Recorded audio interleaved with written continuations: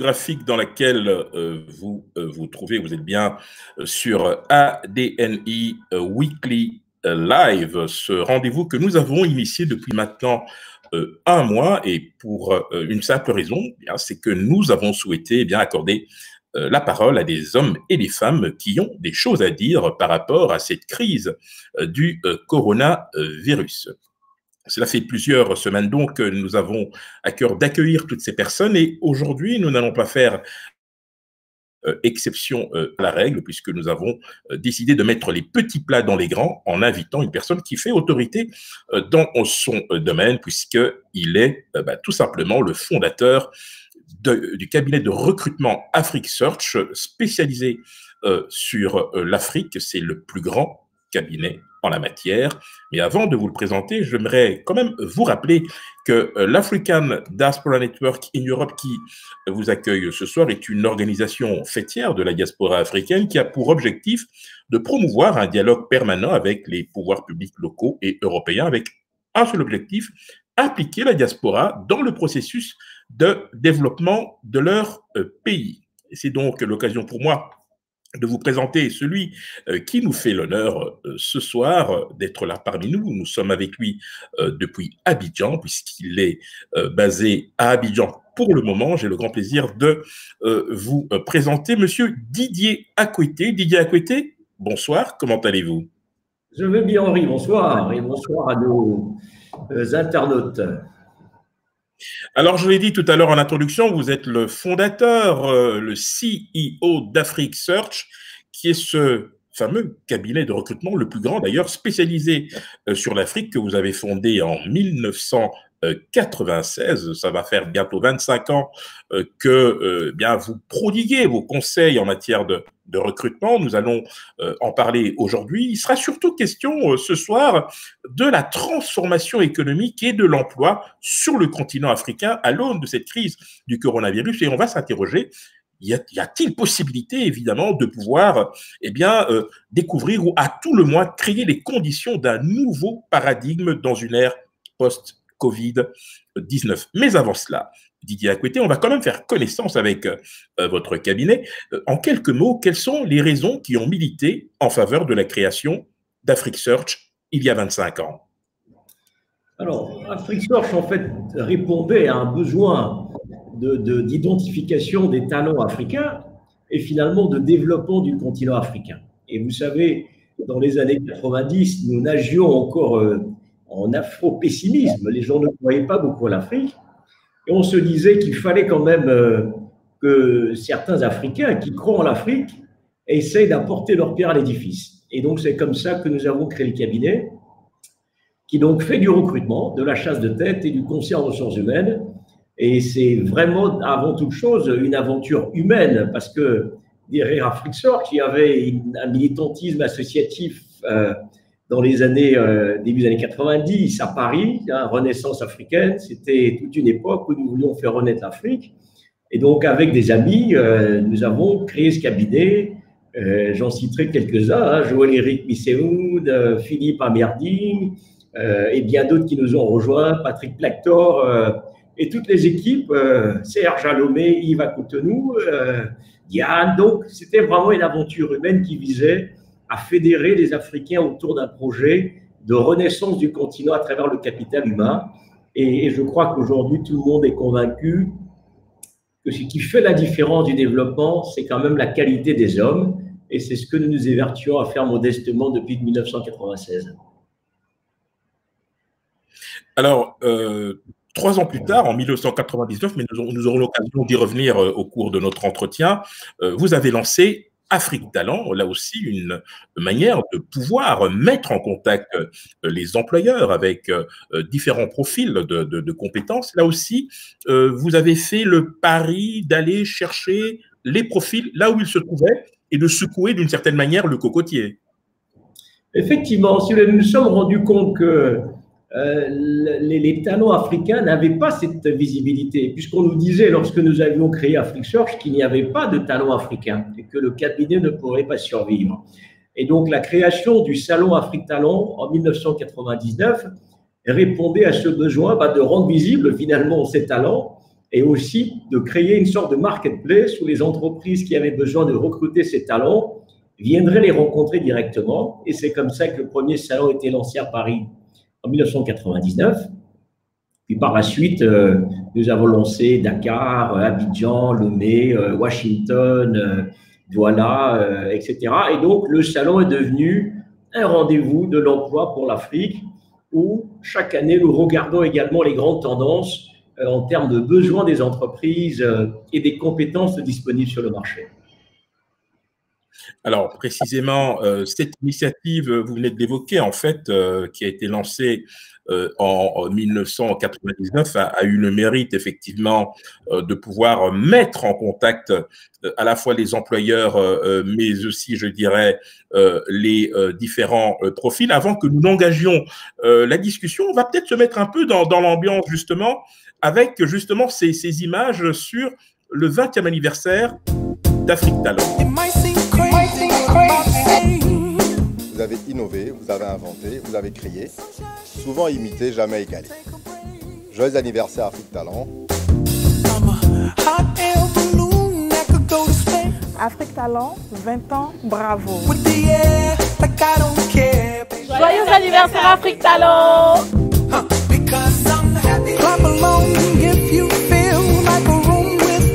Anniversaire Afrique Talent pour ses 20 ans, tout plein de bons vœux. Afrique Talent, 20 ans, bravo. Je voudrais souhaiter un très joyeux anniversaire à Afrique Talent. Ça fait 20 ans de rencontres, 20 ans d'échanges, 20 ans de plateformes de recrutement et des centaines et des centaines et des centaines de candidats.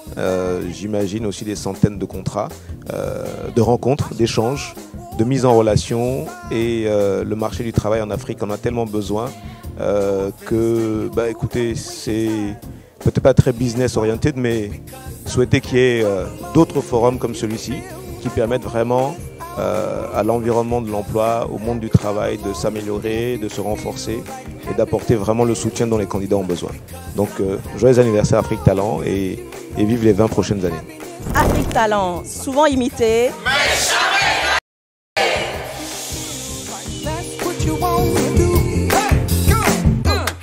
Joyeux anniversaire Afrique Talent!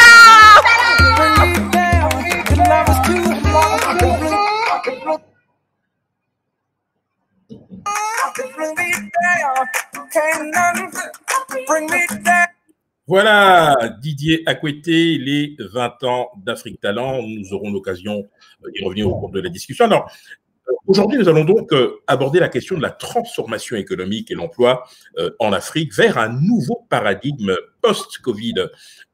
C'est la question que nous allons nous poser. Alors, on ne peut pas dissocier la transformation économique de l'Afrique avec des questions comme celle de l'endettement, mais avant cela, j'aimerais tout de même vous faire réagir sur un sujet qui fait débat à l'heure actuelle. Vous le savez, depuis maintenant quelques jours, plusieurs pays dans le monde ont décidé de déconfiner après une période relativement longue de confinement, mais le débat à l'heure actuelle oppose ceux qui estiment que la relance économique est beaucoup plus importante que, je dirais, le bien-être des concitoyens. Et à l'inverse, il y a ceux qui estiment que sans bien-être des concitoyens, il sera difficile de créer les conditions d'une relance économique. Votre point de vue, Didier Akwete, faut-il opposer ces deux notions? Alors, de toute évidence, la santé est la priorité. Sans santé, il n'y a pas d'économie. Et je crois que certains pays qui avaient confiné leur population parce que l'épidémie allait de manière galopante ont probablement eu raison, surtout les pays européens où on a vu le taux de contamination s'accélérer avec beaucoup de morts. Alors, concernant l'Afrique, évidemment, tout le monde est plutôt positivement surpris par le fait que la contamination, même si elle s'accélère un petit peu, ne crée pas autant de morts, comme on l'a vu en Europe, aux États-Unis, et que beaucoup d'Africains ne développent pas les symptômes. Le contexte africain faisant, il faut quand même savoir que plus de 80-90% des populations africaines qui travaillent sont dans des secteurs où la sécurité de l'emploi n'existe pas. Donc, les gens qui vivent au jour le jour, qui vivent dans l'informel et qui ont besoin de travailler au quotidien. Et on l'a vu, les manifestations en Afrique du Sud ou au Kenya, où au bout de quelques semaines, des gens n'arrivaient plus à survivre et sont sortis réclamer le déconfinement. Alors, la santé est importante. Si les politiques publiques et les promesses des États sont respectées, c'est-à-dire on distribue des vivres aux populations, on subventionne les entrepreneurs qui ont perdu leur chiffre d'affaires, etc., les populations n'ont pas de raison de se révolter. C'est simplement parce qu'il y a eu des catalogues de mesures que les gouvernements ont annoncés, mais les populations n'ont pas vu les résultats. Et donc, les gens se disent, autant mourir de la maladie que de mourir de faim, d'autant plus qu'ils ne voyaient pas l'hécatombe de morts sur le continent. Donc, c'est effectivement une dialectique difficile, mais de toute évidence, il faut d'abord s'occuper de la santé des populations, s'occuper de la survie des populations et en même temps ne pas laisser s'effondrer l'économie, parce que pendant ce temps, c'est quand même des millions d'Africains qui sont vulnérables. Donc, ce n'est pas l'un contre l'autre, c'est le rôle des États, de la société civile et de l'ensemble des Africains pour aussi être solidaires dans ce contexte et éviter que la pandémie ne devienne, ne crée des conséquences mortelles pour de milliers d'Africains. Pour l'instant, on n'y est pas et on espère que nous n'aurons pas autant de morts que ce qu'on voit dans d'autres pays. Alors, comment vous interprétez ce paradoxe entre, d'une part, une Afrique qui a, à des degrés divers, des systèmes de santé qui sont extrêmement différents, mais qui ne sont pas forcément très performants, et en même temps cette forte résilience du continent africain. Quand on regarde le bilan dans le monde, on approche les 300 000 morts, alors que sur le continent, on dépasse à peine les 2 000 morts. Qu'est-ce que cela vous inspire finalement ? Est-ce que c'est une bonne fée qui veille sur les Africains ? On dirait que pour une fois, les dieux ont décidé de protéger les Africains en disant « vous avez tellement de problèmes que pour une fois, on vous laisse un peu tranquille ». Mais plus sérieusement, même les médecins s'interrogent. Alors, est-ce que c'est en raison de la jeunesse de la population africaine, puisque les statistiques montrent que c'est plutôt les populations âgées qui sont le plus victimes de la pandémie ?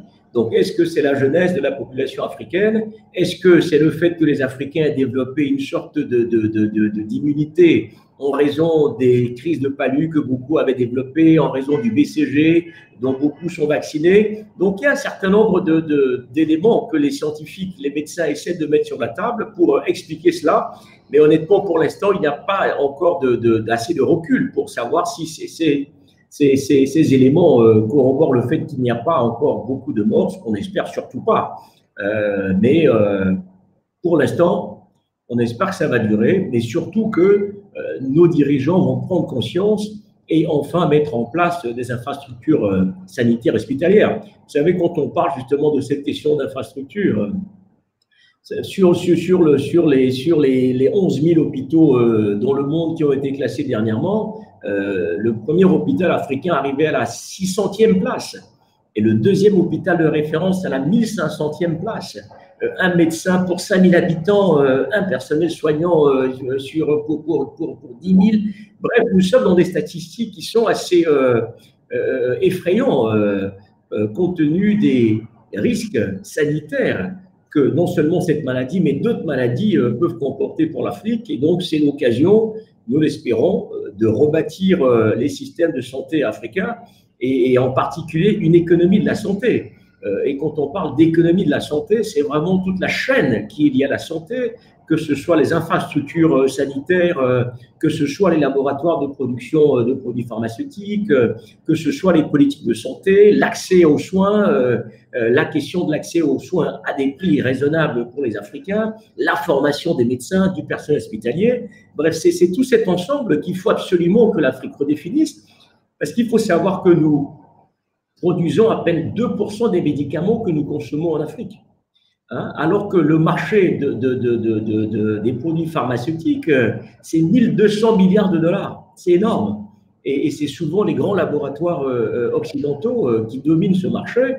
Donc, c'est quand même contradictoire que nous ayons un continent qui a autant de besoins, de se soigner, et paradoxalement, que nous n'ayons pas de laboratoire, même pour produire des médicaments génériques Donc il y a vraiment nécessité de relancer cette équipe de la santé, d'autant plus qu'il y a même un business. Vous savez, quand on parle du tourisme médical, par exemple, le tourisme médical, c'est un marché de près de 40 milliards de dollars.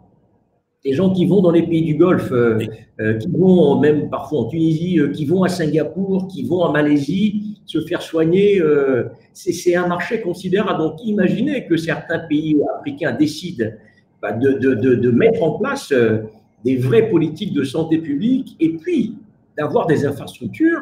C'est une économie extraordinaire que ces pays peuvent également générer en termes d'emploi, en termes de ressources, à travers cette économie de la santé, voire même ce tourisme médical. Donc, il me semble que nous n'avons pas, jusqu'à présent, bien défini les priorités sur le continent en termes de développement. Et cette pandémie nous donne l'occasion, justement, de relancer un certain nombre de politiques publiques qui avaient été un petit peu oubliées depuis les plans d'ajustement structurel. Alors précisément, donc nous en arrivons donc à ce qui nous réunit ce soir, Didier Akwete, transformation économique et emploi en Afrique vers un nouveau paradigme post-Covid-19. La carte qui apparaît donc sur l'écran nous montre effectivement cette Afrique des 54 États, tous confrontés à cette même pandémie du coronavirus, mais avec évidemment ce vœu que cela ne puisse s'aggraver, étant donné la forte capacité pour l'instant de résilience observée sur le continent. Alors, vous avez évoqué la nécessité d'opérer ce que l'on appelle communément des réformes de structure. Quels sont, selon vous, les préalables et les étapes qui devraient être mises en œuvre pour précisément parvenir à cet état de choses? Ça fait des années qu'on nous parle d'une Afrique qui doit se réveiller, qui doit se prendre en main, qui doit opérer sa mue. Ça fait des années qu'on attend aussi des résultats, même s'il est vrai que sur le continent, il y a des exemples de réussite. Mais globalement, aujourd'hui, à l'aune de cette pandémie du coronavirus, que doivent faire les pouvoirs publics africains pour créer les conditions d'une transformation économique? Didier Akwete. C'est un grand sujet. Hein. De toute évidence, lorsqu'on regarde les succès économiques de certains pays, notamment les pays asiatiques, on cite souvent, hein, puisqu'on dit régulièrement que dans les années 60, les pays africains étaient en principe plus avancés, avaient des économies un peu plus développées que les pays asiatiques, les dragons, les tigres, qui ont effectué des transformations incroyables. Il me semble qu'il y a une matière, la matière des premières, des matières, c'est quand même la ressource humaine. C'est-à-dire qu'on ne peut pas faire de développement si on ne mise pas sur le capital humain. Et c'est ça, quand on parle du miracle asiatique, que ce soit la Corée du Sud ou Singapour, ou même la Chine actuellement, c'est la formation du capital humain de qualité. Donc je crois que ça, il faut qu'on se mette tous d'accord là-dessus, que c'est indispensable de former les Africains, pas forcément des troisième cycles universitaires, mais même dans des métiers de base comme la maçonnerie, l'électricité, la plomberie, et puis après des métiers plus sophistiqués, l'électronique, des ingénieurs, des médecins, bien sûr, mais le capital humain est indispensable. Un autre élément qui est extrêmement important, tout ça, bien sûr, hein, le point de départ, c'est d'abord une vision, hein, parce que s'il n'y a pas de vision, on ne peut pas effectivement opérer ces transformations, c'est de sortir du cycle infernal de l'exportation de nos matières premières brutes. Donc ça veut dire que l'industrialisation passe par la transformation également des produits au niveau local. Ça demande des conditions, d'accès à des infrastructures. Aujourd'hui, sans énergie, c'est difficile de produire. Même votre téléphone portable, si vous n'avez pas accès à l'électricité, vous ne pouvez pas recharger votre téléphone portable. Donc, quand on parle d'une usine, il faut avoir accès à l'énergie. Donc, l'énergie indispensable. Les infrastructures de transport pour transporter ces marchandises et les faire circuler à l'intérieur des pays ou sur le continent, ces conditions d'infrastructure sont nécessaires. L'accès aux capitaux.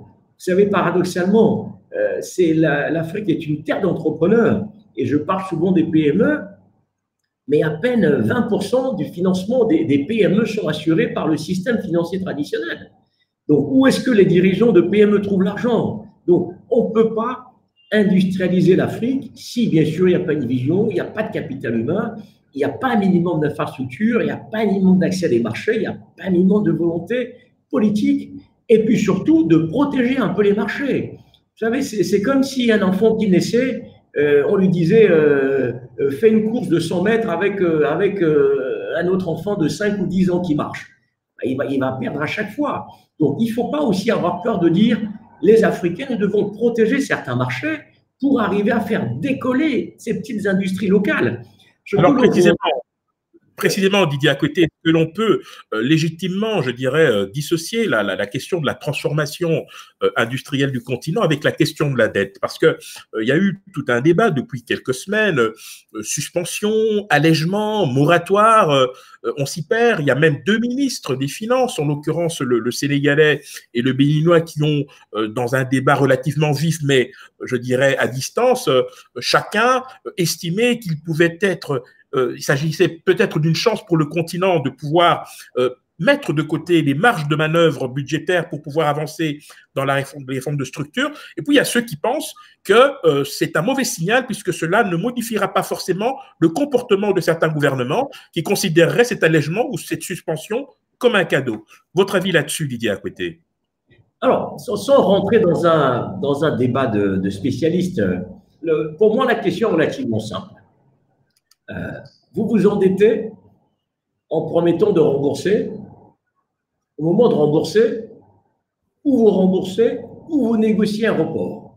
Mais vous n'allez pas dire, vous à votre banquier, je n'ai plus d'argent, il faut que tu me fasses cadeau de l'argent que tu m'as prêté. Ou même un ami. Éventuellement, un ami peut dire, je te comprends, je t'en fais cadeau, mais à une banque, c'est difficile. Les 2 ministres n'ont pas tort. Peut-être pour resituer un peu le débat, pour que nos internautes comprennent bien, c'est qu'on estime en fait que la dette du continent africain, c'est de l'ordre de 1400 milliards de dollars. Sur cette dette, il y a à peu près 800 milliards qui sont de la dette publique. D'accord? Il y a 2 choses qu'il faut qu'on intègre dans la question de la dette. C'est qu'entre-temps, il y a eu un acteur qui est arrivé sur le marché africain, qui est la Chine, qui a prêté aussi de l'argent aux États africains. Et on estime que la dette de la Chine sur l'Afrique est de l'ordre de 150 milliards de dollars. Deuxième élément de la discussion, c'est qu'entre-temps, il y a eu aussi beaucoup de prêteurs privés qui ont prêté de l'argent aux États africains. Parce que la dette publique, généralement, c'est ou la dette bilatérale, donc des pays qui prêtent directement à l'Afrique, ou alors ce qu'on appelle les bailleurs de fonds, les institutions internationales. Mais la Chine et les dettes privées, ces dernières années, ont cru énormément. Rien qu'en 2019, les emprunts, les eurobonds que certains pays africains ont lancés, qui ont été souscrits par des investisseurs privés, c'était plus de 100 milliards de dollars. Donc, la discussion est la suivante. Est-ce que les emprunteurs privés, aujourd'hui, si on ne les rembourse pas, on négocie, ils nous disent oui, est-ce que malgré ça, notre capacité, donc la note que les agences de notation vont nous donner sur le marché pour nous permettre d'aller nous endetter, est-ce que ces agences de notation vont dire en gros, vous n'êtes pas des bons payeurs, donc on baisse votre note et donc vous ne pouvez plus aller emprunter sur le marché. C'est en gros la thèse du ministre béninois qui dit, attention, moi je ne veux pas faire défaut, je vais rembourser pour pouvoir aller me réemprunter sur les marchés. Le ministre sénégalais dit, attention, nous avons un paquet d'intérêts et de capital, surtout l'intérêt à rembourser qui est trop important et compte tenu de la réalité du Covid et des ressources dont nous avons besoin, il serait bien de demander un moratoire, c'est-à-dire de demander qu'on reporte le remboursement de nos intérêts du capital à 12, 24 mois, bref, ultérieurement. De toute façon, après, je vais le rembourser, mais quand je vais le rembourser plus ce que je dois. Donc, je dois rembourser plus. Et donc, il faudrait que j'ai les moyens de rembourser le moment venu tout ce que je dois, je n'ai pas remboursé, et ce que je dois rembourser. Donc, les deux n'ont pas tort. Mais en gros, selon la situation des pays, si un pays est trop endetté aujourd'hui et n'a pas de marge de manœuvre pour faire face à la pandémie du Covid ou à la sinistrose économique, ce pays est obligé d'aller dire « je vous en supplie, donnez-moi un peu de temps pour que je puisse rembourser. Mais attention, c'est vrai, je ne pourrai pas aller emprunter sur le marché après parce que les notes seront dégradées si c'est de la dette privée. Celui qui a les moyens de payer, il peut payer et puis garder sa note. Mais quand même, je crois qu'il y a deux questions de fond qu'on doit se poser. L'Afrique s'endette pour son développement. Et dans le même temps, on ne voit pas la réalité du développement, où le développement est beaucoup trop lent. Donc la première question qu'en tant qu'Africain on doit se poser, où vont les ressources qui sont issues de ces endettements? Si tu t'endettes mais que tu ne le mets pas dans des industries productives, dans des secteurs productifs pour les rembourser, c'est évident que la charge de la dette est beaucoup plus importante que ce que tu produis. Donc, première question, dans quel secteur et vers où vont les ressources qui sont issues de la dette que nous contractons sur le marché? Et en ça, il faut que les États soient comptables et disent ce qu'ils font de cet argent, puisqu'on ne le voit pas en termes de développement. Deuxième question.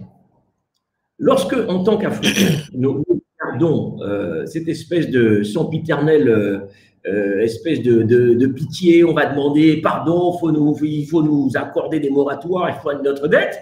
Enfin, à qui profite la dette? Peut-être qu'il faut aussi qu'on se pose cette question. Et quand je dis être comptable, un rapport du FMI qui est sorti l'année dernière a clairement révélé qu'à chaque fois que le Fonds monétaire international décaissait vers les pays, il y avait un mouvement massif de sortie de capitaux vers les paradis fiscaux. Donc ça veut dire qu'il y a une gestion de cette dette dont nos dirigeants doivent être comptables et ceux qui doivent être condamnés pour ça doivent l'être. Donc ça, c'est vraiment une question fondamentale. Alors, revenons précisément sur...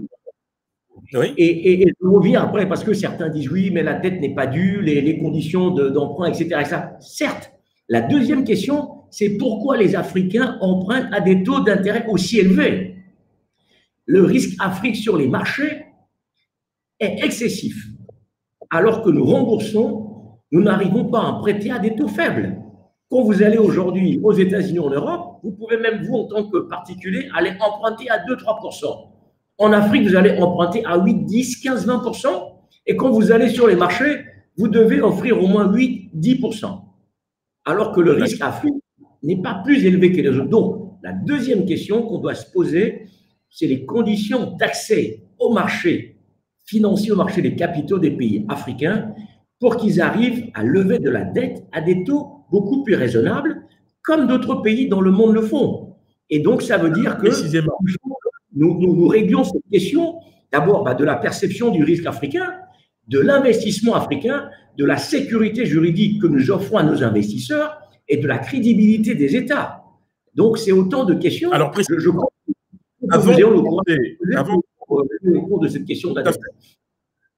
Alors, c'est bien de penser aux investisseurs, mais c'est aussi très bien de penser, me semble-t-il, au tissu entrepreneurial local. Et je pense naturellement aux petites et moyennes entreprises. Et on pourrait effectivement s'interroger sur le rôle de ces dernières, ainsi que les mécanismes éventuels de soutien pour pouvoir justement passer cette crise. Alors, avant d'aborder cette question, vous aviez abordé la question justement de l'industrialisation. Je voudrais vous faire réagir et également à nos internautes avec cette vidéo justement qui nous parle de l'état des lieux à l'heure actuelle, parce qu'on se rend très bien compte qu'il y a effectivement des gisements en fait, au sein desquels il est tout à fait possible de pouvoir développer le continent.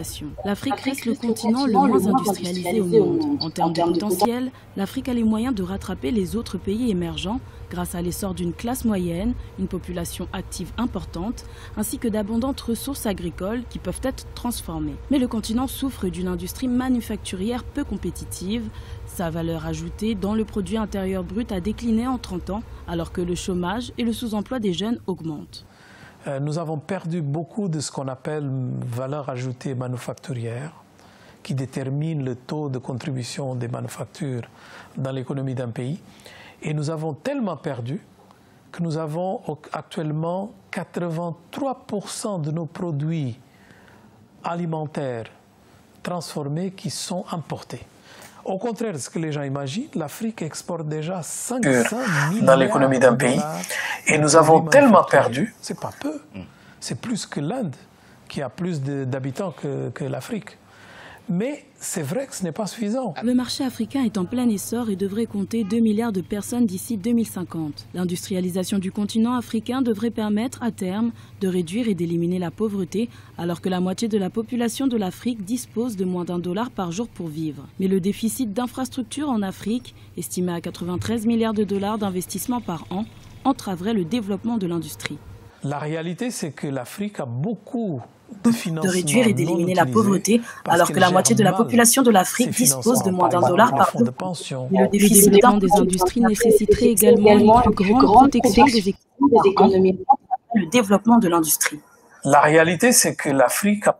Voilà, Didier Akwete, pour pouvoir justement lancer le débat sur cette question, on a beaucoup discuté, échangé, et pas que au niveau des pouvoirs publics, mais au niveau des instances africaines. Je pense notamment aux blocs sous-régionaux et au sein de l'Union africaine sur la manière la plus efficace de permettre aux différentes zones géographiques du continent de pouvoir créer les conditions d'un développement durable. On voit très bien qu'il y a aujourd'hui, malheureusement, un triple je dirais, tropisme vers l'extérieur. Il y a d'une part une extraversion d'ordre intellectuel parce qu'on réfléchit en termes de paradigme à porter.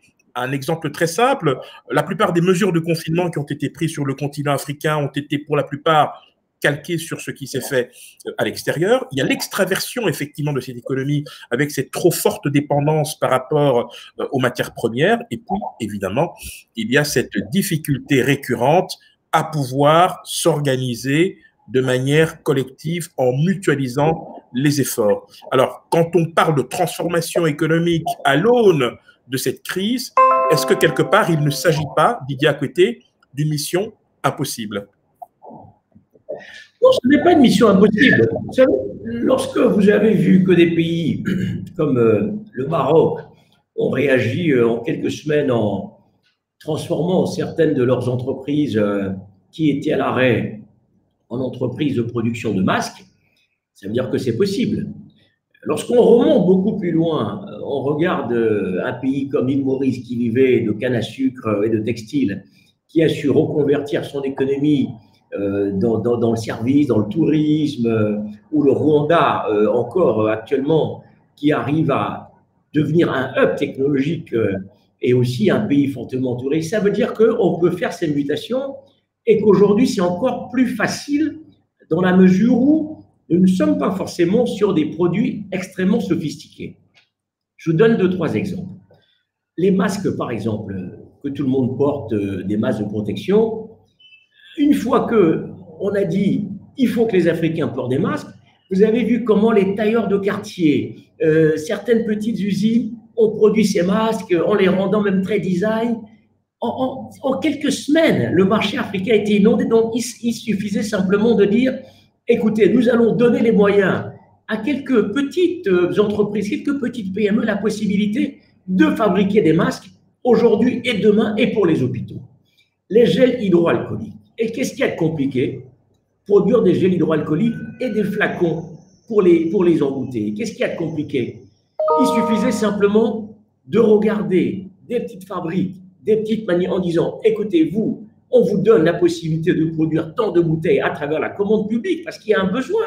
Les pharmacies en ont besoin, les supermarchés distribuent dans les rues. Donc, nous ne sommes pas sur des produits très sophistiqués et justement, ça permet de faire un premier niveau de transformation pendant une période comme celle-ci qu'est la crise. Je prends notre secteur, les technologies de l'information. Regardez, lorsque on a demandé aux restaurateurs de fermer dans beaucoup de villes, certains restaurateurs se sont dit, nous allons faire de la livraison, vendre en ligne, utiliser les technologies. Certains restaurateurs l'ont fait en utilisant les technologies de l'information. Lorsque les écoles ont fermé, il n'y a jamais eu autant d'enseignement en ligne, enseignement à distance, parce que les technologies aujourd'hui le facilitent et on le voit, même quand les banques disent nous sommes ouverts que le matin, mais faites vos opérations en ligne, passez au guichet sans venir au comptoir, ça veut dire que nous sommes au cœur, en fait, d'un processus de transformation qui peut s'accélérer. Ce qu'on dit l'Afrique de demain, c'est cette Afrique dont il faut n'enclenche aujourd'hui, je pense, des instruments, mais à condition, parce que tous les exemples que je donne et les pays que je cite, à condition que l'État accompagne ces transformations. Ça ne se fait pas par hasard. Vous savez, même une petite entreprise, admettons, qui produisait des meubles et qui a fermé, parce qu'on a dit, le meuble, ce n'est pas indispensable. Imaginez qu'il ait fallu équiper les cliniques, les hôpitaux en espace d'accueil pour que quand les patients arrivent, ils puissent s'asseoir sur ces bancs, etc. On aurait tout à fait pu encourager certaines menuiseries, certaines fabriques à les produire. Il n'y a rien de compliqué. J'ai même vu en Guinée un jeune, si on part de produits plus sophistiqués, qui a fabriqué une tablette connectée avec une caméra thermique qui prend la température des personnes que vous rencontrez, des malades, éventuellement du Covid, et qui transmet les informations aux hôpitaux. Donc, il me semble que c'est vraiment le moment d'être un peu disruptif, de dire c'est le bon moment pour lancer la semi-industrialisation avec des industries très simples. Vous voyez, il y a des produits, ou même quand on va dans le bâtiment, qu'est-ce qu'il y a de compliqué? Fabriquer des clous, fabriquer des marteaux, fabriquer des tuiles, fabriquer des carreaux, qu'est-ce qu'il y a de compliqué? Fabriquer des ampoules, fabriquer des lampes, qu'est-ce qu'il y a de compliqué? Fabriquer des assiettes, fabriquer des gants. Nous avons du caoutchouc, on ne fabrique pas de gants ni de pneus. Qu'est-ce qu'il y a de compliqué? Donc, c'est simplement s'entendre sur le fait que l'Afrique, aujourd'hui, doit être moins dépendante des marchés mondiaux. D'ailleurs, tout le monde le dit, les Européens aussi, les Américains. Quand vous avez vu la crise sanitaire, chacun dit « je rapatrie une partie de mes chaînes de valeur ». Et l'Afrique, plus que jamais, doit récupérer ces chaînes de valeur, d'autant plus qu'elle a les matières premières naturelles, les matières premières agricoles. Pourquoi l'Afrique devrait importer 50 milliards de produits alimentaires alors que nous sommes le grenier du monde, alors que nous avons 60% de terres arabes non cultivées? Alors, précisément, tout à fait.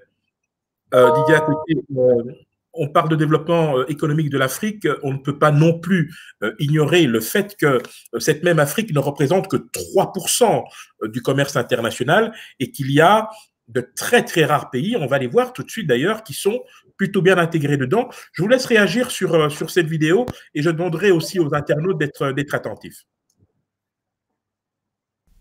Croissance, recul de la pauvreté, investissements étrangers, l'Afrique connaît un réel essor économique. Quelques pays tirent particulièrement leur épingle du jeu. Le Maroc, l'un des principaux nœuds commerciaux du continent. Premier producteur de poissons d'Afrique en 2014, il espère faire de la pêche un pilier de son économie. Le secteur touristique en est un autre. La Côte d'Ivoire, premier producteur mondial de cacao et de noix de cajou, il est aussi premier producteur africain de bananes, deuxième d'huile de palme et troisième de coton et de café. Au Ghana, la pauvreté a été divisée par 2 en 20 ans. Les exportations d'or, de cacao et de pétrole expliquent sa vigoureuse croissance économique. Le Nigeria, pays le plus peuplé d'Afrique, est la première puissance économique, le premier producteur de pétrole du continent et le 8e exportateur mondial. Agriculture, technologie de l'information, commerce et services sont les autres moteurs de sa croissance. L'Angola, deuxième pays producteur de pétrole d'Afrique, affiche une forte croissance économique également grâce à ses diamants. L'Afrique du Sud est le pays le plus industrialisé du continent, dont l'économie s'est développée principalement autour de l'exploitation de ressources naturelles, or, platine, diamants, charbon et d'un puissant secteur de services. La bourse de Johannesburg est la première en termes de capitalisation du continent africain.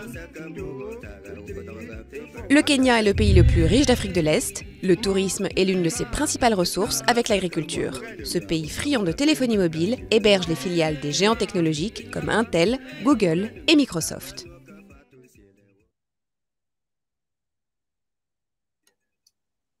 Ses principales ressources avec l'agriculture. Ce pays friand de téléphonie mobile est... Voilà, Didier à côté. Alors, ce sont des exemples très concrets de pays qui, d'une certaine manière, si on était cynique, auraient tout intérêt à continuer à avoir ce regard vers l'extérieur, plutôt que de s'engager sur un marché intérieur africain potentiellement rentable, en tout cas pour les différents entrepreneurs. Alors, j'aimerais vous poser la question suivante. Est-ce que ces différents États qui semblent bien intégrés dans l'économie international, dans le commerce international, n'ont pas plutôt intérêt à conforter leur position respective à la tête de chaque sous-région africaine, plutôt que de s'engager en mutualisant les efforts avec des pays qui auront vraisemblablement du mal à suivre. En d'autres termes, ne faut-il pas soutenir ceux qui ont pris un train d'avance plutôt que de tendre la main à ceux qui prennent du retard? Votre réponse, Didier Akwete?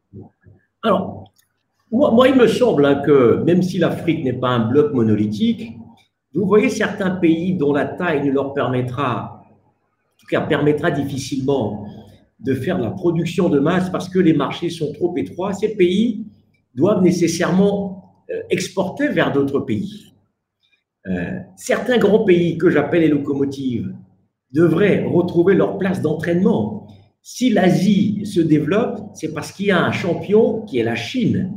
Si l'Amérique du Sud se développe, l'Amérique latine, c'est parce qu'il y a un grand champion qui s'appelle les États-Unis. Donc, si l'Afrique se développe, l'Afrique a besoin de ses locomotives, notamment le Nigeria. Le Nigeria, dans sa puissance, devrait tirer toute l'Afrique de l'Ouest. Le Kenya devrait tirer l'Afrique de l'Est. La RDC devrait tirer l'Afrique centrale, l'Afrique du Sud, l'Afrique australe, l'Égypte, l'Algérie. Vous voyez donc, d'abord, c'est parce que nos locomotives sont en panne. Et il faut qu'on fixe nos locomotives. Ensuite, il faut absolument renforcer l'intégration régionale. Donc, il n'y a pas de privilégier un pays par rapport à un autre, mais il faut absolument renforcer l'interconnexion des pays. Vous savez, lorsque nous avons des taux d'intégration régionale compris entre 12 et 20%, tandis que dans les autres régions du monde, on est entre 40 et 75%, on voit bien que l'interaction entre des pays qui sont proches ne peut que créer des phénomènes d'accélération, surtout lorsque nous avons des avantages comparatifs autour desquels on peut enclencher nos capacités de production. Je prends l'exemple. Si je suis un pays comme le Bénin, je suis à côté du Nigeria, je décide, par exemple, de fabriquer, je ne sais pas, des téléphones. Voilà, je me dis, tiens, moi, je veux être un champion du secteur de la téléphonie mobile. Ben, le Bénin ne peut pas vendre tout seul sur son marché domestique. Donc, forcément, le Bénin va regarder le Nigeria, va regarder le Togo, va regarder les pays voisins dans le Nord.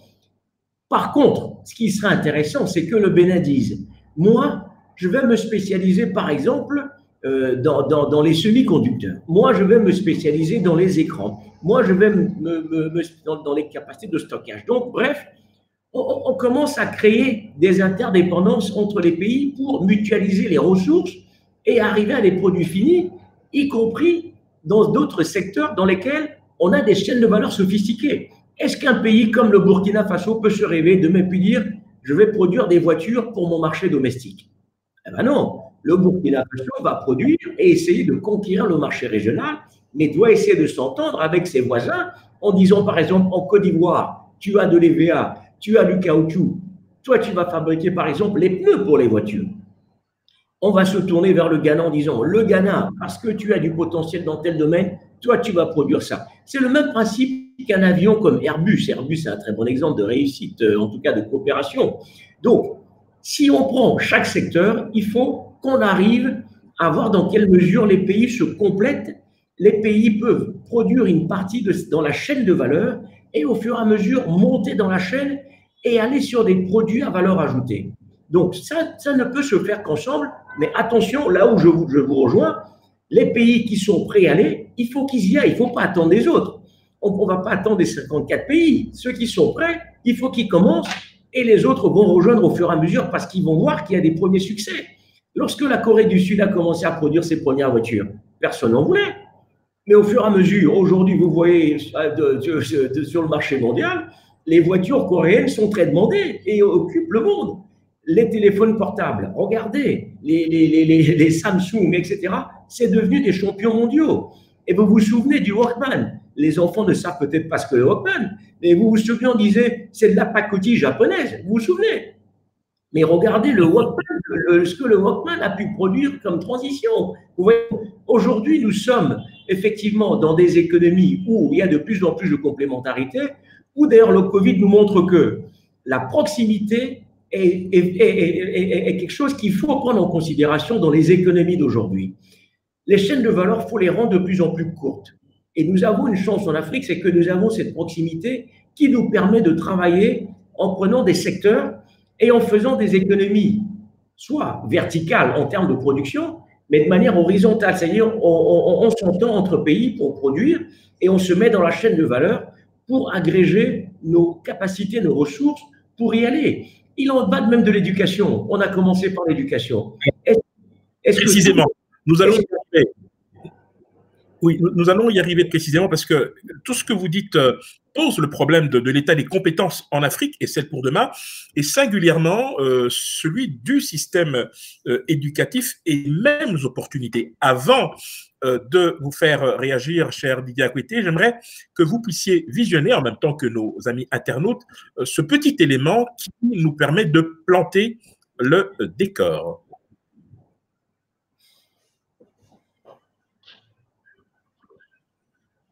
L'emploi des jeunes en Afrique, entre défis et opportunités.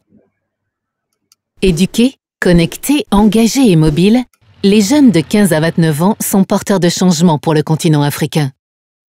Chaque année, plus de 30 millions de jeunes Africains arrivent sur le marché du travail. Trouver un emploi leur est indispensable pour gagner en autonomie, s'épanouir et vivre ensemble. Cependant, le marché du travail est complexe. Le nord du continent est une des régions du monde les plus touchées par le chômage. 30% des jeunes nord-africains ont même renoncé à chercher un emploi ou à se former. On les appelle les NEET, Not in Education, Employment or Training.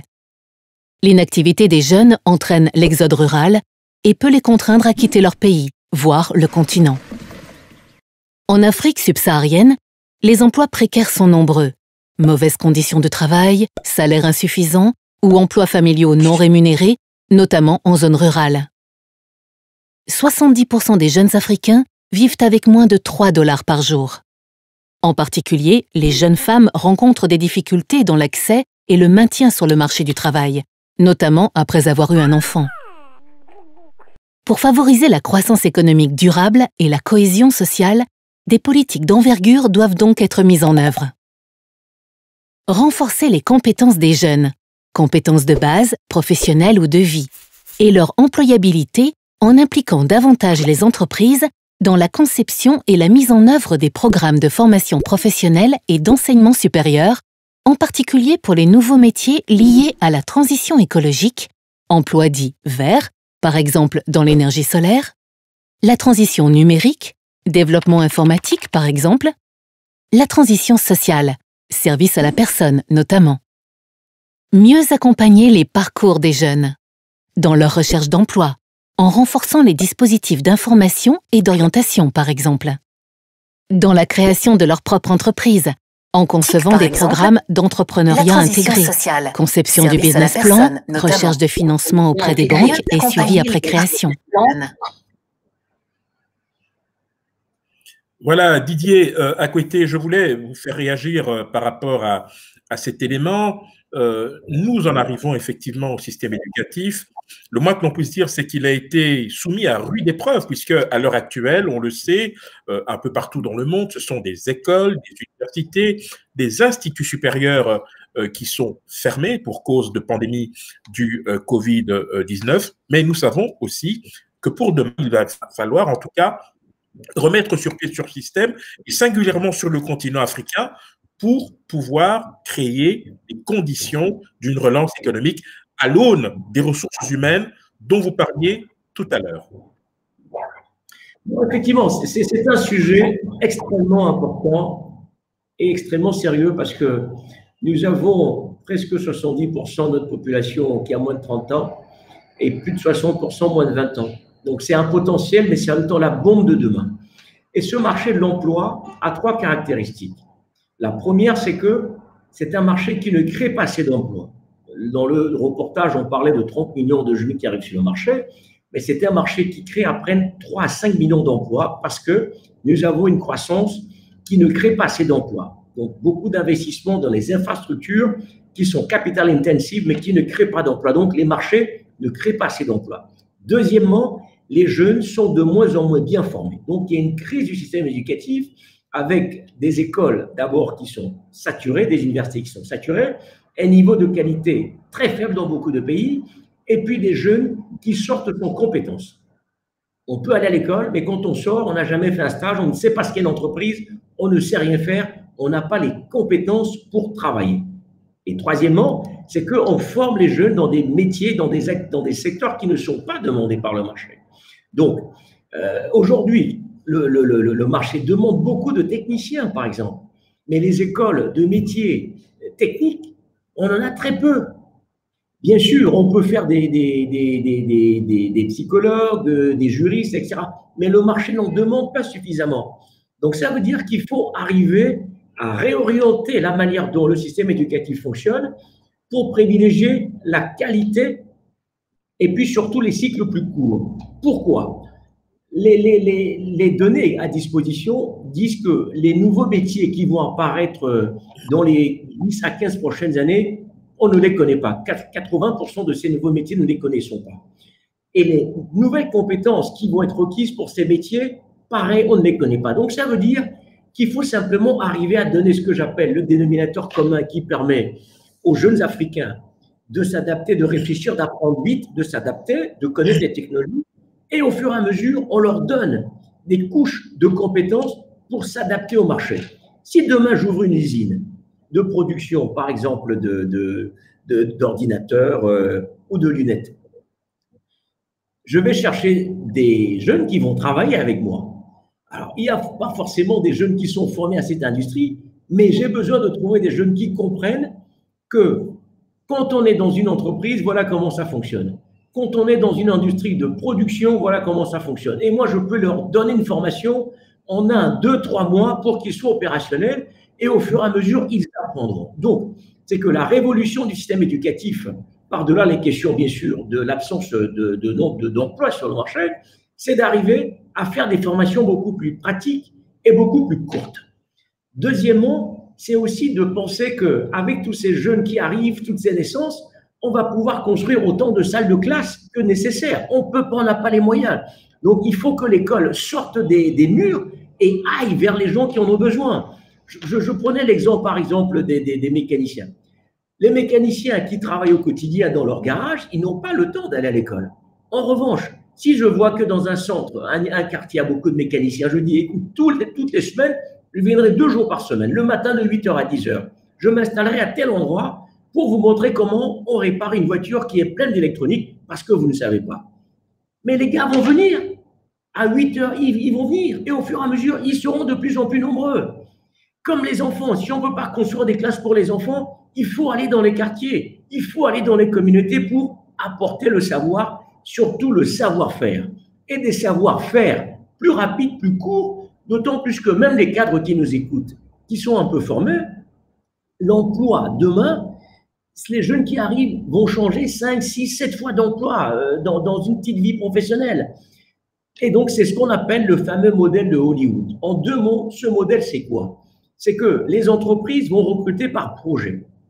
Et donc, Hollywood, c'est qu'on tourne des films. Donc, quand on tourne des films, pour un film donné, on va choisir un réalisateur pour tourner le film, on va choisir une maquilleuse, on va trouver des cascadeurs si c'est un film de cascade, on va prendre des éclairagistes, un monteur, etc.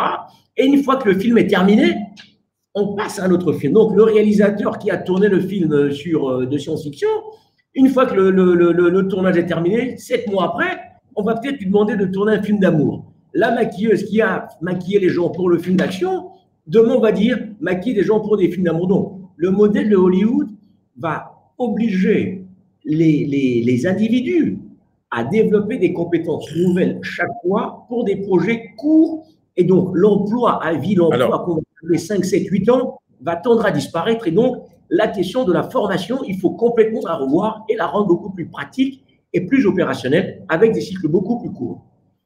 Alors, on l'a vu, Didier Akwete, que cette crise du coronavirus a eu notamment cet effet de perturber, je dirais, l'écosystème économique, au niveau des États, cela induit forcément des changements de comportement, cela induit une nouvelle capacité d'adaptation. Vous qui, à travers votre cabinet de recrutement, avez l'habitude d'identifier, de détecter, de mettre en contact les profils avec les employeurs, est-ce qu'il y a des choses sur lesquelles vous aimeriez insister, étant donné que la nature de cette crise du coronavirus a profondément modifié à la fois les comportements, mais aussi, tout simplement, la réalité socio-économique.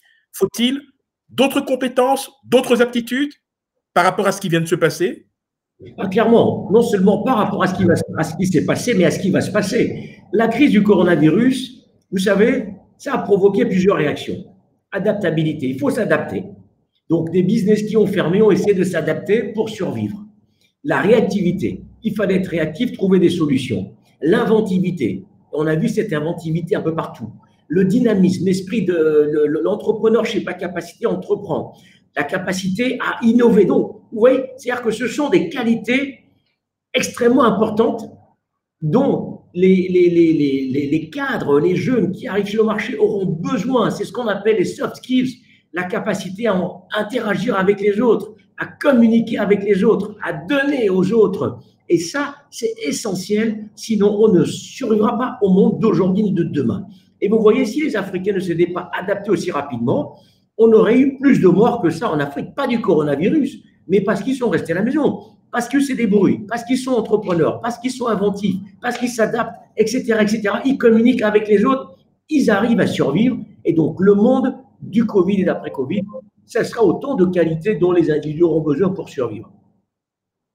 Alors, on pourrait aussi se poser la question de savoir si ces transformations que nous appelons de nos voeux en termes économiques seront à la portée de tous les États, parce qu'on le voit très bien, les pays ne se développent pas au même rythme, il y en a qui ont besoin d'une attention particulière de la communauté financière internationale, et il y en a d'autres, on l'a vu à travers le petit reportage sur les pays qui sont les mieux intégrés dans l'économie mondiale, qui pourront faire leur bonhomme de chemin. Mais cela nous ramène quand même à une question fondamentale. On parle effectivement de la résilience du continent africain à l'heure actuelle, nous espérons qu'elle durera, mais en même temps, on ne peut pas s'empêcher de penser que cette même Afrique n'a pas toujours fait preuve de solidarité lorsqu'il le fallait. Je prends un exemple très concret. On parlait de développement d'une économie locale ou d'initiative locale.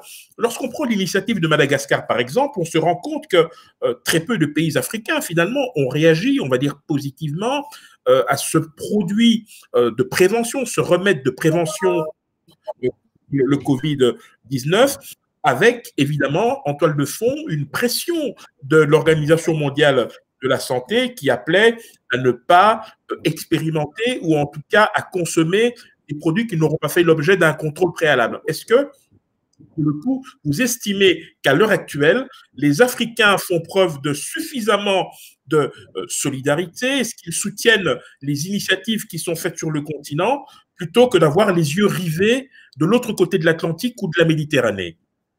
Alors, probablement pas assez de solidarité, mais on a vu quand même plusieurs chefs d'État faire des visio-calls avec le président malgache et certains pays ont commandé le produit. Alors, c'est vrai, on sommes quand même… Il a fallu du temps quand même pour qu'il se réveille. Il a fallu du temps. Vous savez, l'Afrique est toujours un peu trop tournée vers le nord plutôt qu'au vers le sud. Et ça aussi, je pense que le Covid, pour une fois, montre que le nord, qui donnait des leçons, finalement, a beaucoup de limites. La preuve, c'est qu'un pays comme l'Italie, un pays comme la France, un pays comme l'Espagne, les États-Unis se sont retrouvés surpris par cette maladie et ces puissances mondiales se sont retrouvés à poil, c'est le cas de le dire, avec des milliers de morts. Donc ça aussi, je pense que ça a relativisé la puissance de ces pays, leur capacité à réagir aussi vite.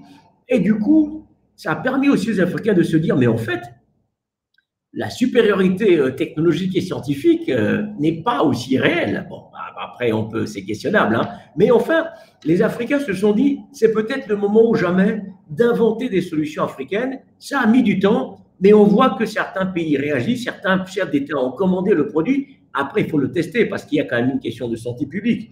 Donc, l'intégration régionale africaine dont on parlait tout à l'heure, c'est aussi ça. Mais par rapport au début de la question, vous savez, quand on lance une course de vitesse, une course de fond, un marathon, tout le monde n'arrive pas en même temps, c'est d'arriver. Certains arrivent premier, d'autres arrivent deuxième, jusqu'au dernier. Et donc, c'est un peu aussi le cas de l'Afrique. Tout le monde ne peut pas arriver premier, même si on le souhaiterait. Donc, ceux qui peuvent entraîner, ceux qui sont les lièvres, il faut qu'ils avancent et créent un effet d'entraînement. Et ça suppose beaucoup de volonté. C'est pour ça que je dis toujours, il faut d'abord de la volonté des dirigeants. Les dirigeants qui veulent, le peuvent, et s'associent aux autres pour avancer sur des projets économiques, sur des projets industriels. Et ça, si cette volonté n'existe pas, ça n'avance pas.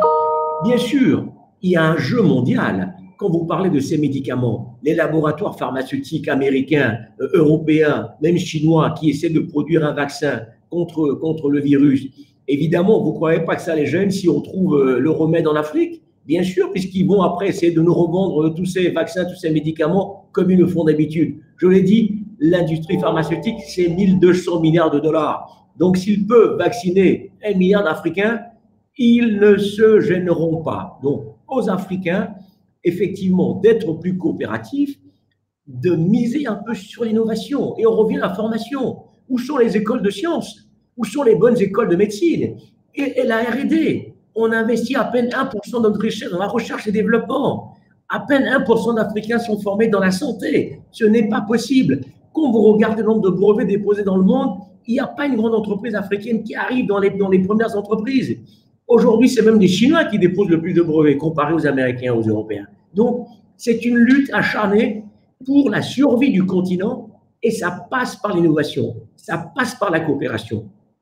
On peut coopérer en faisant de la compétition. C'est ce qu'on appelait jadis la coopétition, il n'y a pas de raison. D'ailleurs, quand vous prenez une industrie comme les ports maritimes, vous ouvrez un magazine, le port du Bénin dit « je suis le meilleur port », le port du Togo « je suis le meilleur », le port de Côte d'Ivoire dit « je suis le meilleur port ». Et puis, donc vous tournez les pages et tout le monde dit « je suis le meilleur port ». Je dis « mais enfin, d'accord, vous êtes peut-être le meilleur port, mais entendez-vous pour savoir qui peut peut-être tirer des navires beaucoup plus importants, qui peut faire quoi, qui peut faire la logistique. Donc, essayez de faire un peu de complémentarité économique. Et c'est ça la clé du succès de l'Afrique de demain, y compris dans les réponses au Covid. Et tout le monde, on a l'impression que les Africains se sont un peu parlé.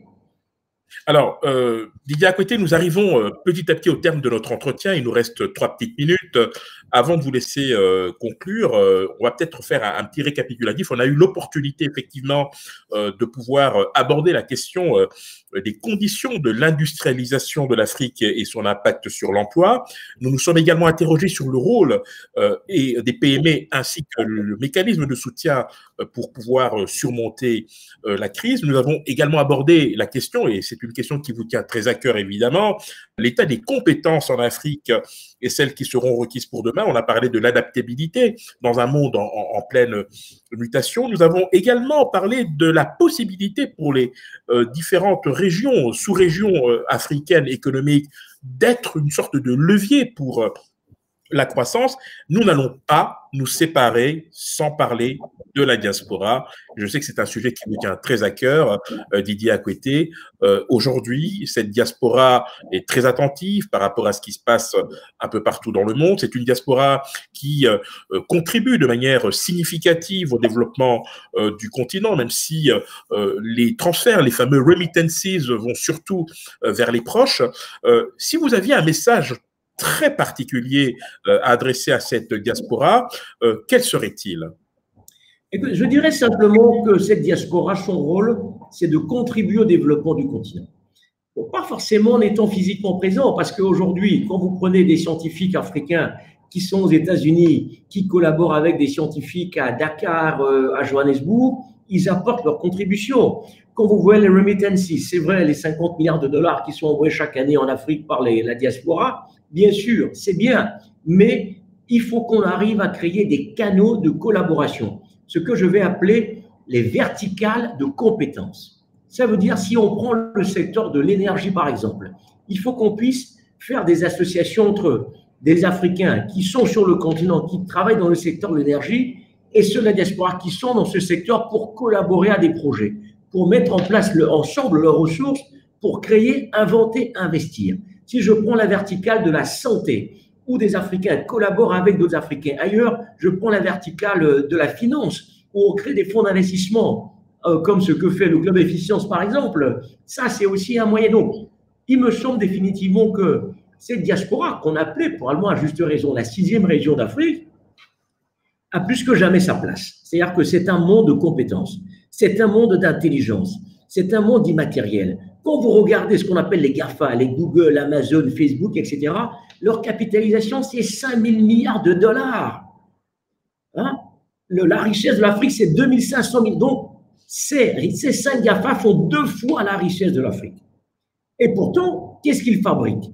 Ils ne construisent pas tellement d'immeubles. Non, ils ne construisent pas des avions. Ils sont dans l'intelligence.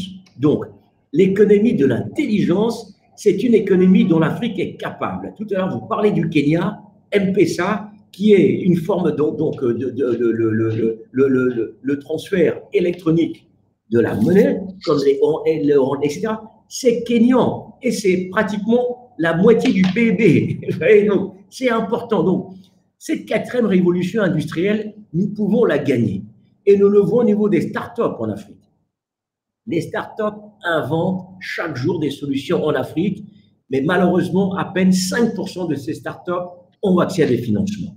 Donc, si on veut les GAFA africains qui peuvent inventer des solutions dans la médecine, dans l'agro-industrie, dans la téléphonie, etc., il faut absolument créer ces verticales sectorielles entre les Africains du continent, ceux de la diaspora, et puis mettre des projets à l'intérieur de ces verticales, comme le fait une fondation en France, IPMED, qui dit le renouveau aussi de l'Europe, c'est aussi les verticales entre l'Europe, la Méditerranée, l'Afrique, tels qu'ils veulent réinventer ces nouveaux partenariats. Il faut que l'Afrique réinvente des partenariats avec ses diasporas, mais des partenariats beaucoup plus intelligents qui produisent de la richesse et qui permettront de produire les géants africains de demain dans tous les secteurs d'activité. Donc, quand on dit c'est le temps de l'Afrique, c'est le temps des compétences africaines. Il faut absolument les mettre ensemble pour changer la destinée du continent et on compte énormément sur les jeunes Africains. Merci infiniment Didier Akoueté, je rappelle fondateur et CEO d'Afrique Search, le plus grand cabinet de recrutement spécialisé sur l'Afrique. Merci infiniment d'avoir répondu à nos questions depuis Abidjan. C'est un plaisir pour nous à l'ADN de vous avoir accueillis. Merci aussi et surtout à nos internautes pour l'attention que vous avez bien voulu prêter à cet entretien. Nous poursuivons bien évidemment avec nos différents rendez-vous. Demain, ma collègue anglophone recevra un invité. La semaine prochaine, ce sera le jeudi et je vous retrouverai le vendredi prochain, le 8, avec un nouvel invité. Quant à moi, au nom de toute l'équipe de l'African Diaspora Network in Europe, je vous souhaite une excellente journée ou une excellente soirée selon la zone géographique où vous vous trouvez. Merci infiniment Didier Akoueté depuis Abidjan. Et à l'association pour l'invitation. Merci à ADNE. Merci.